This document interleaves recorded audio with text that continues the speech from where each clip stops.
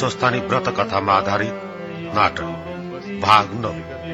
नाटक रूपान्तर जितेन्द्र महत अभिलाषी।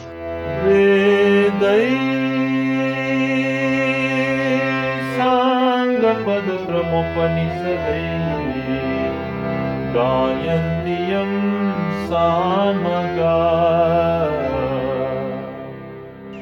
हे कुमार, श्री सती देवीलाई दक्ष प्रजापतिले त्यसरी गाली गरेको मैले खप्न सकिन प्रभु।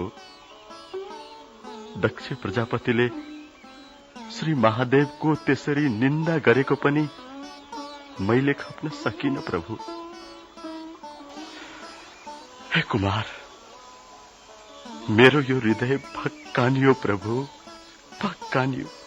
हे अगस्त्य मुनि, रुन त कसलाई मन लाग्दैन, त्यस्तो पर्दा नरुनुस्। हेर्नुस्, मलाई पनि त रुन मन लागेको छैन र, तर म रोएको छु। हुन्छ, म रुन्न कुमार, म रुन्न। भन्नुस् कुमार, त्यसपछि के भयो? हे अगस्त्य मुनि, हे मुनि श्रेष्ठ, सती देवीले त्यसरी यज्ञ कुण्डमा फाल हाली प्राण त्यागेपछि देवता, यक्ष, गन्धर्व, किन्नर, नाग, अप्सरा र त्यहाँ रहेका सबैले हाहाकार मचाउन थाले। कोइरी मण्डल धुलो आँधीमा उड्न थाल्यो। धुलोले थपक्कै आकाश ढाकेर घनघोर अन्धकार भयो।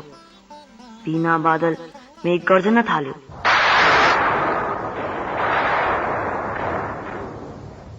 हे शिव, हे नारायण, यो के अनर्थ भयो? अब म छिट्टै गएर यी कुरा श्री महादेवलाई भन्न जानु पर्यो कैलाशमा। लौ, यो के अनर्थ भयो? हे देवताहरू हो, हे 10 दिक्पालहरू हो, हे नागहरू हो, धैर्य गर्नुहोस्, धैर्य गर्नुहोस्, नआत्तिनुहोस्। म गुरु बृहस्पतिका सोध्छु, उहाँ यही हुनुहुन्छ, धैर्य लिनुहोस्।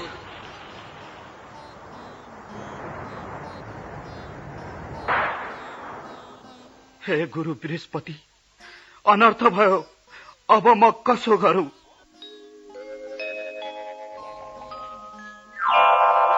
नारायण नारायण नारायण। हे शिव, हे श्री महादेव। ए नारद, हे ऋषि, किन के पर्यो र यसरी आत्तिएर आयो? अचम्म भयो। हे मुनि, के भयो? सती देवीले यज्ञ कुण्डमा फाल हाली प्राण छाड्नु भयो प्रभु।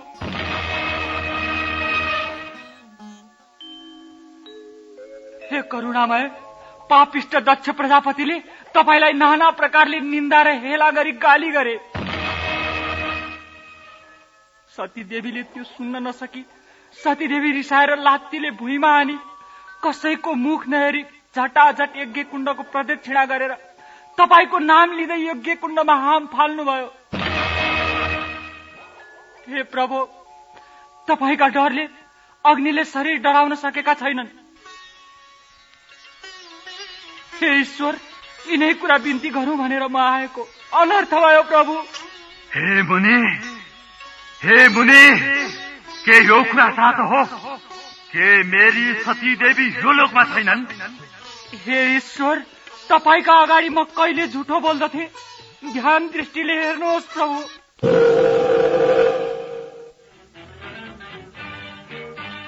हे नारद, त्यसो हो भने 33 कोटी देवताले रक्षा गरिराखेको त्यस पापिष्ट घमण्डी दक्ष प्रजापतिको म निर्मूल गरी छाड्छु। म छाड्ने छैन। जाऊ, तिमी आफ्नो आश्रममा जाऊ। जो आज्ञा प्रभु, जो आज्ञा। त्यस दक्षलाई त्यसको म निर्मूल पारी छाड्ने छैन। हे महाकाली,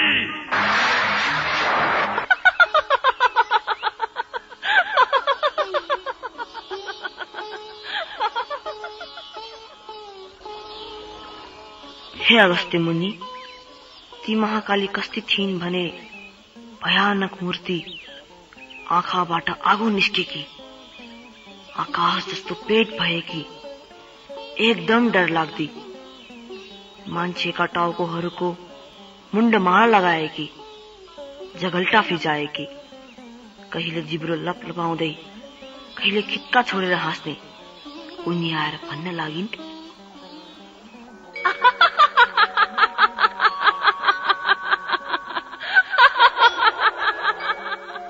हे महादेव, के कामले आराधना गर्नुभयो?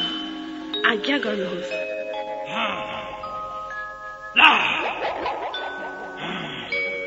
हे वीरभद्र,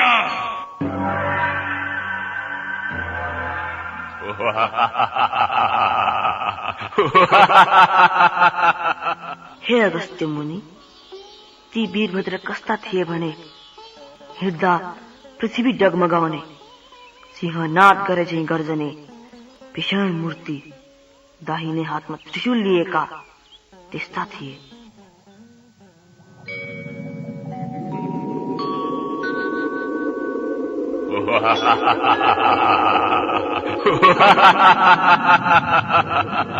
हे ईश्वर, हामीलाई किन आराधना गर्नुभयो? आज्ञा होस्। हे वीरभद्र, हे महाकाली, तिमीहरू अहिले गएर 33 कोटी देवताले रक्षा गरिरहेको पापिष्ठ दक्ष प्रजापतिको एक विध्वंस गरी दक्षको संहार गरी 33 कोटी देवतालाई हाहाकार गराइया। हे वीरभद्र, हे महाकाली, यसै कामलाई मैले तिमीहरूको आराधना गरेको। अब म तिमीहरू नन्दी, बिङ्गी, विषमजो 64 अग्निलाई समेत साथमा लिए दक्षको नाश गर्न तुरन्त गइहाल।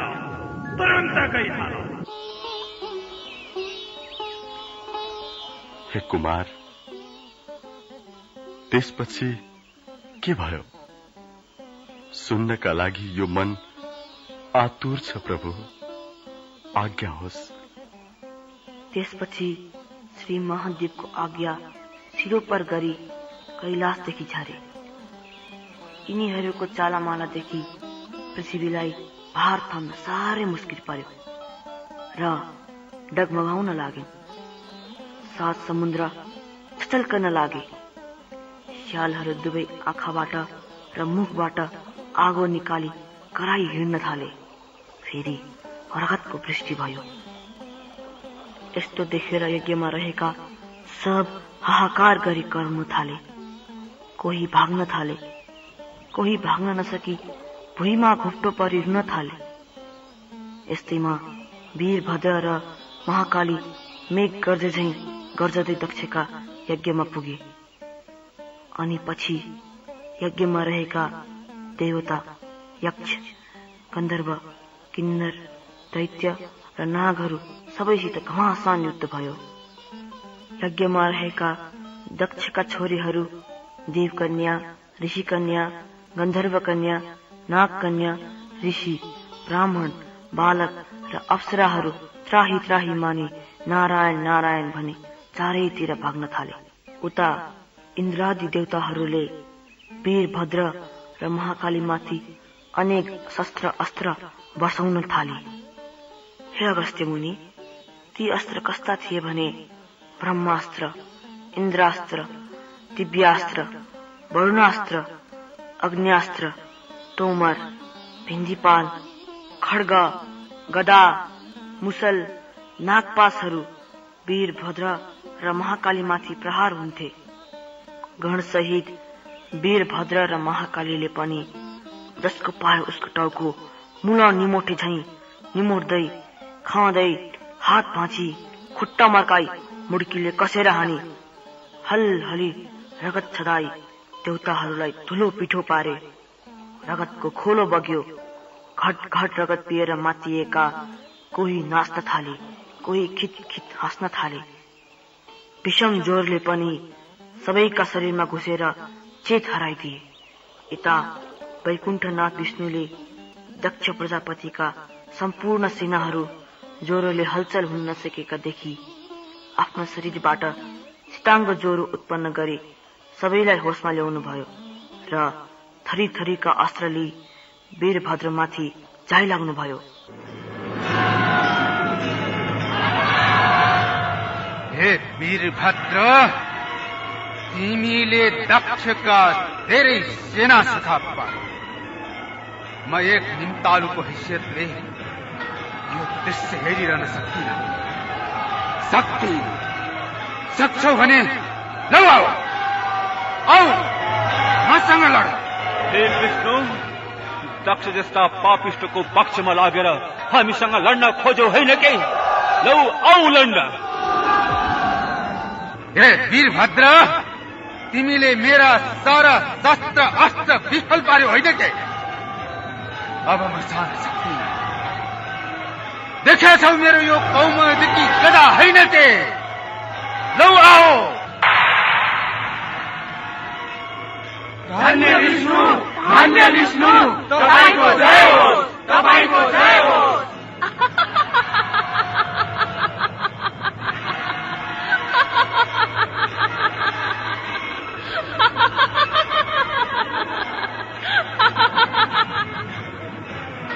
विष्णुको आड पाएर तिमीहरू सूर्य होइन के?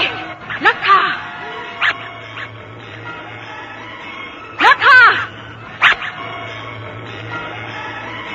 वीरभद्र, लौ खाऊ।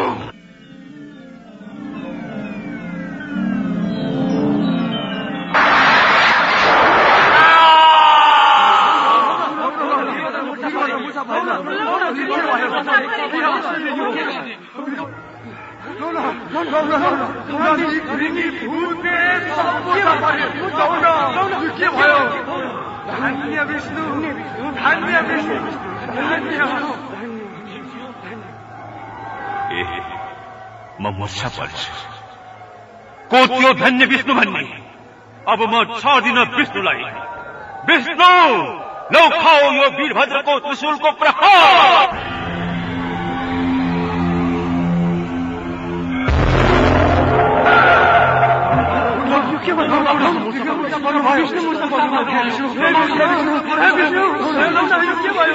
लौ आओ दक्ष का सेना हो, लौ आओ दक्ष का सेना हो, लौ आओ दक्ष का सेना हो।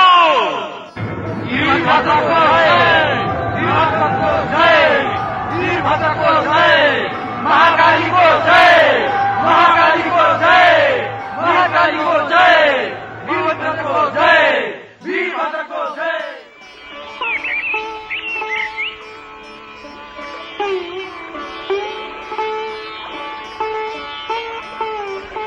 इस प्रकार हे अगस्त्य मुनि, विष्णुको कौमदकी गदाको प्रहारले मूर्छा परेका नन्दी, भृंगी, चतुष्षष्ठी योगिनी आदिका कानमा यो जय जयकारको आवाज परेपछि पिउजी हेर्दा विष्णु मूर्छा परेको देखे। त्यसपछि कोलाहलका साथ दक्षका सेनामाथि जाइ लागे। हे अगस्त्य मुनि, महाकाली र वीरभद्रले दक्षका सेनाहरूमाथि जाइ लागे। कसैले देउताको टुप्पीमा समाई फन्को मारी खड्गले छप्काए, कसैलाई मुड्कीले हानी मारे, 64 योगिनीले निमोठी मारे, कसैका काखीमा हातले पाल पारी मुख लगाई तन्तनी रगत पिउन थाले, कसैलाई टपाटप टिपी यज्ञकुण्डमा हुत्याई मारे। सबै वीरभद्रका सेनाले फेरि पनि जय जयकार गर्न थाले। वीरभद्र को जय, महाकाली को जय, महाकाली को जय, महाकाली को जय, वीरभद्र को जय, वीरभद्र को जय।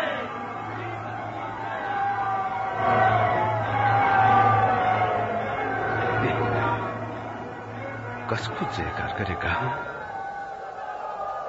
के म मूर्छामा परेको रहेछु? अब म छाड्दिन यिनीहरूलाई। ओहो, दक्षको सेना सखा पार्न लागिसकेका।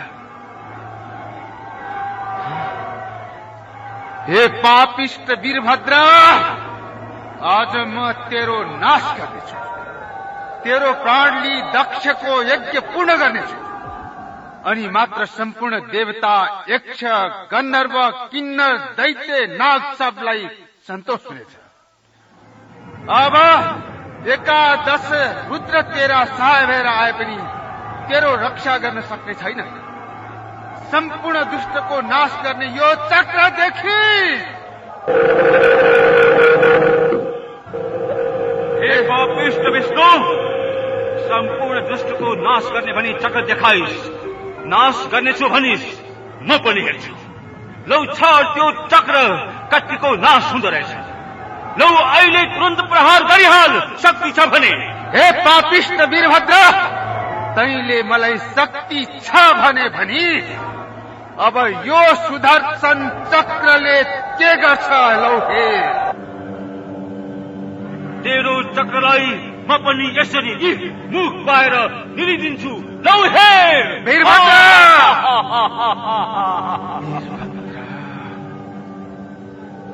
वीरभद्र, वीरभद्र, त्यो सुदर्शन चक्र ननिल, ननिल वीरभद्र। ल्याउ, ल्याउ वीरभद्र। म मेरो सबै घमण्ड महसुस गर्दै यो सुदर्शन चक्र फिर्ता लिन्छु र वैकुण्ठ जान्छु वीरभद्र।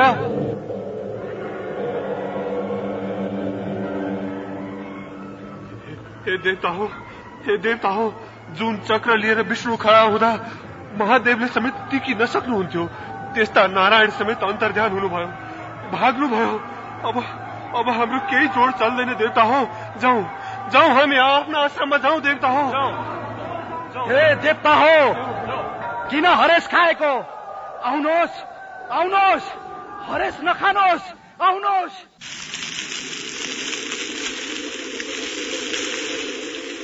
हे पापिष्ट दक्ष, लौख लौख, त श्री महादेवलाई समेत निन्दा गर्ने होइन के, हेला गर्ने होइन के? लौख लौख, तैले आफ्नी छोरी समेतलाई मारिस होइन के? मलाई सहयोग गर्ने ती ज्वाइँहरू कहाँ गए नि? मलाई छोड, कहाँ गए? लौख।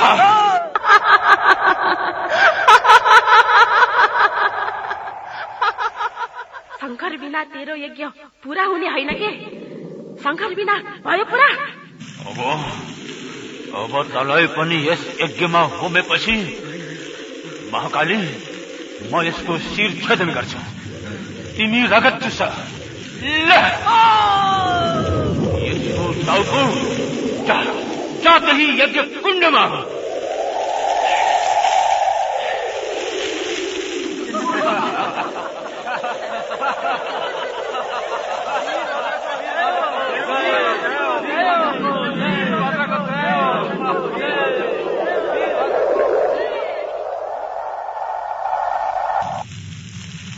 स्वामी, मलाई यस्तो अवस्थामा पारी अनाथ मलाई तपाईँ कता जानुभयो स्वामी?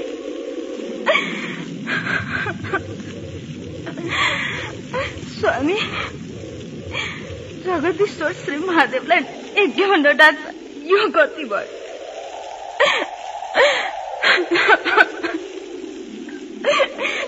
तपाईँले भुल गर्नुभएको स्वामी, तपाईँले भुल गर्नुभयो।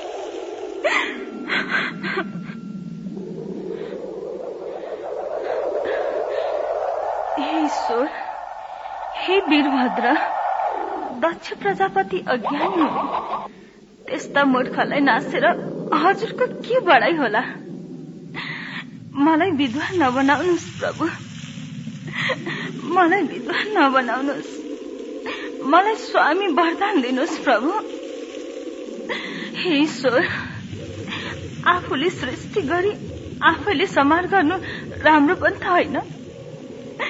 हे प्रभु, महारुद्र पनि तपाईँ, ब्रह्मा विष्णु पनि तपाईँ। हे भक्त वत्सल, मेरो मुख हेरी मेरो स्वामीको अपराध क्षमा गरी ज्याइदिनुहोस् प्रभु, ज्याइदिनुहोस्। दक्ष प्रजापतिलाई जय सन्तोष दिनुहोस्, जय सन्तोष दिनुहोस्। इन्द्रादि देवता ठिक छ। हे वीरणी, तिम्रो स्थितिदेखि म खुशी भए। हुन्छ, म तिम्रो दक्षलाई जियाइ त दिन्छु, तर यसको टाउको यज्ञमा डढिसक्यो। यो पशु पनि हो, त्यसैले यज्ञमा बलि दिएको बोकाको टाउको जोडेर जियाइदिन्छु। हुन्छ हुन्छ प्रभु, जसरी भए पनि मेरो स्वामी जियाइदिनुहोस् प्रभु। हे नन्दी, आज्ञा प्रभु। त्यो बोकाको टाउको ल्याऊ। जसले जगदीश्वरलाई निन्दा गर्छ त्यो पशु हो, त्यसैले यसलाई पशुकै टाउको सुहाउँछ। त्यो पनि मुख अघिल्तिर पारेर होइन, यसरी पछिल्तिर पारेर। लौ ल्याऊ तिम्रो पति। जय होस्, हजुरको जय होस् प्रभु, हजुरको जय होस्। सुन्दै हुनुहुन्थ्यो श्री स्वस्थानी व्रत कथामा आधारित नाटक भाग 9। नाटक रूपान्तर जितेन्द्र महत अभिलाषी। पात्रहरू जितेन्द्र महत अभिलाषी, लोकमणि सापकोटा, दीपक कोइराला, विनोद गिरी, रमेश केसी, शिशिर कुमार शर्मा, संजय कार्की, रोशनी श्रेष्ठ, शारदा गुरुङ र रेमन श्रेष्ठ। रेकर्डिस्ट तथा ध्वनि सम्मिश्रण कृष्णराम मुल्मी र श्रीराम रायमाझी। नाटक संयोजन तथा निर्देशन मदन दास श्रेष्ठ।